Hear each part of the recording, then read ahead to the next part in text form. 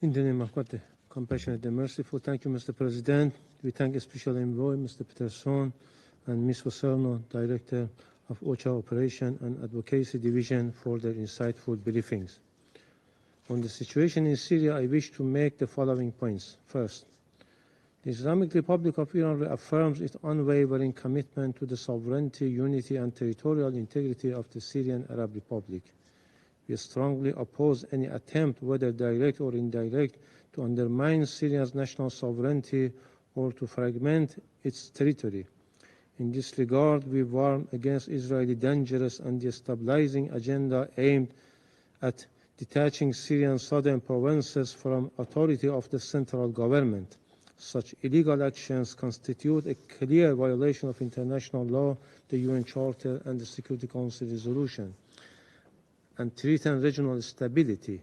This Council must decisively reject all such schemes and reaffirms its commitment to the principles enshrined in the UN Charter.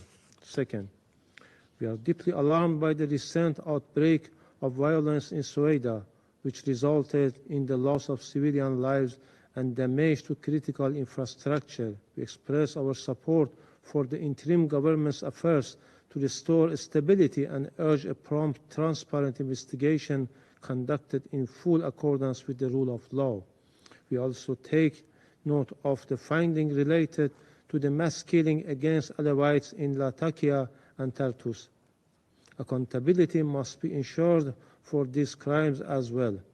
In addressing both the violence in Sweida and the coastal attacks targeting Alawites communities, we emphasize that justice must be pursued through credible mechanisms free from foreign interference and political manipulation. Third, we urge full respect for the rights of all minorities and the resolution of internal differences through inclusive dialogue. Sectarian violence undermines public trust in the political transition, which must remain inclusive and nationally owned. A unified and diverse Syria is essential for lasting peace and stability. Fourth, the recent Israeli airstrike, an act of aggression targeting Damascus and southern Syria, are not only a blatant violation of international law and the sovereignty and territorial integrity of Syria, but also undermine the fragile political process, further complicating efforts toward dialogue and settlement. Israel's illegal occupation of the Syrian Golan and its continued violation of Security Council resolutions must end. This Council cannot remain indifferent to such aggression.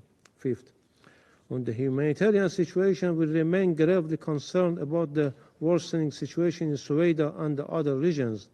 The shortage of food, water, fuel, medicine, and other essentials are alarming. We commend the efforts of OCHA, UN agencies, and humanitarian partners for delivering life-saving assistance. We urge all donors to contribute generously to the 2025 humanitarian response priorities for Syria, especially in light of the critical funding shortfall. It is deeply concerning that in 2024, only 36.6% of the Syrian humanitarian response plan has been funded. Sixth, we welcome all the steps toward lifting the illegal unilateral sanctions imposed on the Syrian people. These unlawful actions have severely exacerbated the humanitarian crisis, hindered reconstruction efforts, and crippled economic recovery. Their removal is essential to enable Syrian rebuilding and to create conditions conducive to the safe and dignified return of refugees and internally displaced persons. However, lifting sanctions must not be used as a tool of political coercion or tied to interference in Syrian internal affairs. Finally, there is no military solution to the Syrian crisis.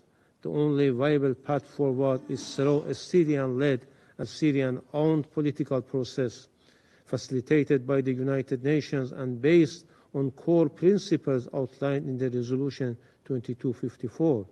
We support continued inclusive dialogue that respects Syrian sovereignty and national institutions and promotes reconciliation among all segments of society. the Islamic Republic of Iran remains fully committed to working constructively with the United Nations and regional partners to support peace, justice, and full recovery of Syria, free from occupation, terrorism, and foreign interference. I thank you.